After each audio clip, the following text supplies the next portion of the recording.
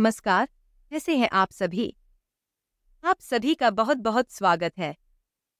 आज के इस वीडियो में अगर आपने इसे ओपन कर लिया है, इसका मतलब है कि आप इसे सुन रहे हैं, है ना? अब आप इस वीडियो से पूरी तरह से जुड़ जाएंगे।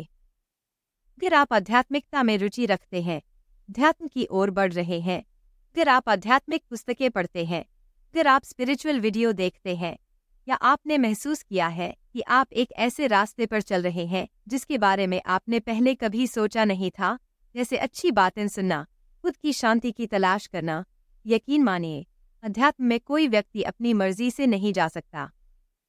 वहां ले जाया जाता है। व्यक्ति के साथ जीवन में कुछ ऐसा होता है जिससे वो बहुत परेशान होता है, और यही परेशानियां उसे अध्यात्म की ओर धकेलती हैं। कई बार हम जीवन में ऐसे समाधान ढूंढने की कोशिश करते हैं जो हमें आध्यात्मिकता की ओर ले जाते हैं, और यह यात्रा बिना किसी की सहायता के होती है। कोई आपको बैठाकर नहीं कहेगा भगवान का भजन करो या अच्छे कर्म करो, क्योंकि जब तक आपका समय नहीं आता आप इसे समझ ही नहीं पाएंगे। यह केवल अच्छे कर्मों का फल होता है। आपके आसपास कई लोग होंगे जिन्हें आप कई बार समझा चुके होंगे कि मंदिर चलो, रामायण पढ़ो, गीता का अध्ययन करो, लेकिन उन्होंने कभी आपकी बातों पर ध्यान नहीं दिया। कारण? उनका समय नहीं आया है। जो इस वीडियो को देख रहा है, उसने खुद इसे खोला है क्योंकि वह इस मार्ग पर चलने के लिए तैयार है। जो इस दिशा में नहीं है, वह इसे कभी नहीं खोलेगा। आप समझ गए होंगे कि आपको इस दिशा में धकेला जा रहा है, जो आपके साथ हुआ है, जिसके समाधान की खोज आपको आध्यात्म की ओर ले आई, और अब आपका विश्वास इस पर बढ़ने लगा है। कल मैंने एक वीडियो देखा जिसमें हनी सिंह ने अपने अनुभव को साझा किया।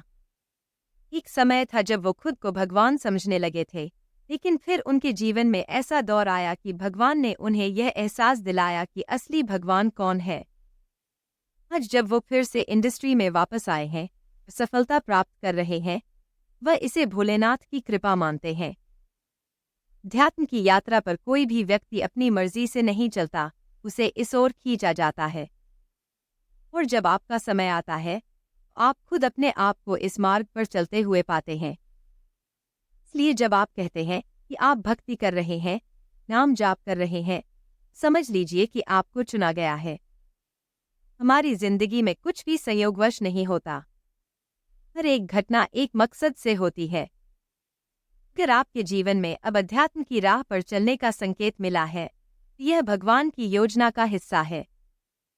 दोस्तों, समय आ गया है कि हम अपने जीवन में अच्छे कर्म करें, आध्यात्मिकता में विश्वास रखें, और देखिए कैसे भगवान आपकी जिंदगी में चमत्कार करते हैं। जब हम भगवान की भक्ति में लीन होते हैं, संसारिक माया अपने आप हमारी ओर खींची चली आती है। इसीलिए समय निकालकर भक्ति में लीन हों, नाम जप करें, अच्छे विचार रखें, और आपको कुछ करने की जरूरत नहीं पड़ेगी, सब कुछ अपने आप हो जाएगा। आपने भी यह अनुभव किया होगा कि आप इस दिशा में अपने आप आए हैं, और यकीन मानिए, यह यात्रा आपकी जिंदगी में सुख, शांति और समृद्धि लेकर आएगी। बहुत समय पहले एक छोटे से गांव में धीरज नाम का एक व्यक्ति रहता था। वह जीवन में हमेशा दुखी और असंतुष्ट रहता था। हर दिन उसे नए नए कष्टों का सामना करना पड़ता, और वह सोचता कि भगवान ने उसके साथ ऐसा अन्याय क्यों किया है। धीरज हर चीज के लिए भगवान को दोष देता, और जीवन में शांति पाने का कोई मार्ग नहीं सूझता। एक दिन वह एक प्रसिद्ध संत के आश्रम में पहुंचा। संत का नाम स्वामी विद्यानंद था, और लोग कहते थे कि उनकी बातें सुनकर हर व्यक्ति को शांति और समाधान मिलते हैं। धीरज भी उनके पास गया और बोला, स्वामी जी, मैं जीवन में बहुत दुखी हूँ। हर बार जब मैं कुछ पाने की कोशिश करता हूँ, असफल हो जाता हूँ। भगवान मेरे साथ अन्याय कर रहे हैं। मुझे कोई रास्ता दिखाइए। स्वामी विद्यानंद ने ध्यान से धीरज की बातें सुनी और शांत स्वर में कहा, तुम्हारी समस्या यह है, तुम जीवन की सच्चाई को नहीं समझते। जीवन में सब कुछ हमारे कर्मों का फल होता है। भगवान किसी के साथ अन्याय नहीं करते। जैसा बोओगे वैसा ही फल मिलेगा। धीरज थोड़ा उलझन में था। उसने कहा, स्वामी जी, अगर मेरे कर्म अच्छे होते, मैं दुखी क्यों होता? मैंने कभी किसी के साथ बुरा नहीं किया। फिर भी मेरा जीवन इतना कष्टकारी क्यों है?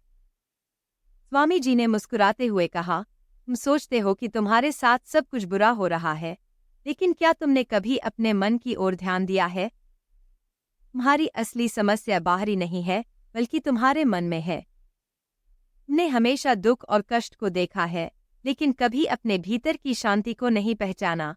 स्वामी जी ने एक कटोरी पानी मंगवाई और उसमें एक चुटकी नमक डाल दिया। फिर धीरज से कहा, इस पानी का स्वाद लो। धीरज ने थोड़ा पानी पिया और तुरंत ही थूक दिया। यह बहुत खारा है, मैं इसे नहीं पी सकता, उसने कहा। स्वामी जी ने उसी चुटकी नमक को एक बड़े तालाब में डाल दिया और फिर धीरज से कहा, इस तालाब का पानी पीकर देखो। धीरज ने पानी पिया और इस बार पानी मीठा था। उसने कहा, यह तो बिल्कुल मीठा है। स्वामी जी ने मुस्कुराते हुए कहा, जीवन में दुख उसी नमक की तरह है। अगर तुम अपने दुख को एक छोटे से गिलास में रखोगे, तुम्हें जीवन खारा और कष्टकारी लगेगा। लेकिन अगर तुम अपने दिल को एक विशाल तालाब बना लोगे, वही दुख भी तुच्छ लगने लगेगा। दुख तो जीवन का हिस्सा है, लेकिन तुम अपने दिल को कितना बड़ा बनाते हो, यह तुम्हारे हाथ में है। धीरज को स्वामी जी की बात समझ में आ गई। उसने महसूस किया कि जीवन में कष्ट हमेशा रहेंगे, लेकिन अगर वह अपने दृष्टिकोण और मन को बड़ा बना लेगा, उसे शांति और सुख की अनुभूति होगी। उस दिन से धीरज ने अपने जीवन में छोटी छोटी परेशानियों को गंभीरता से लेना बंद कर दिया। उसने अपने मन को शांत और विशाल बना लिया और धीरे धीरे उसे जीवन में शांति और संतोष मिलने लगा। यही आध्यात्मिकता का रास्ता था, खुद को भीतर से मजबूत और शांत बनाना। चलिए, मिलते हैं अगले वीडियो में। Thank you so much.